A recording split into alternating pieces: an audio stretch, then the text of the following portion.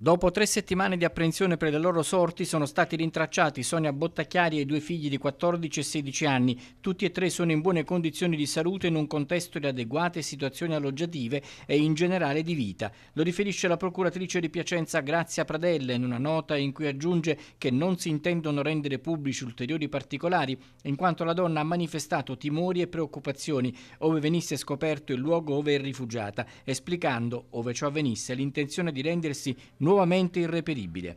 La donna, che aveva fatto perdere le sue tracce dal 20 aprile e si era recata in Friuli, dove ha lasciato la macchina a Tarcento, in queste ore è in contatto con i carabinieri. Secondo quanto trapela, non è escluso che si trovi all'estero. La procuratrice di Piacenza ha parlato di costante sforzo per preservare il benessere dei 2 minori, con particolare riferimento alla loro reintegrazione nel contesto sociale e scolastico, sottolineando che i 2 ragazzi, sino al momento del loro allontanamento da ritenersi allo stato consenziente, seguivano i percorsi scolastici con continuità e profitto.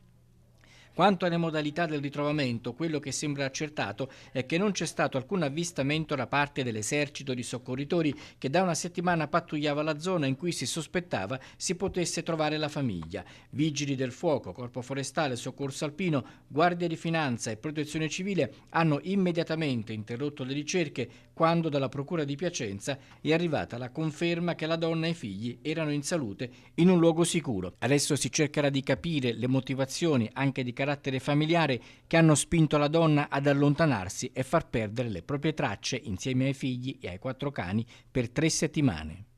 Nonostante siano stati rintracciati, Sonia Bottacchiari rimane indagata per sottrazione di minori.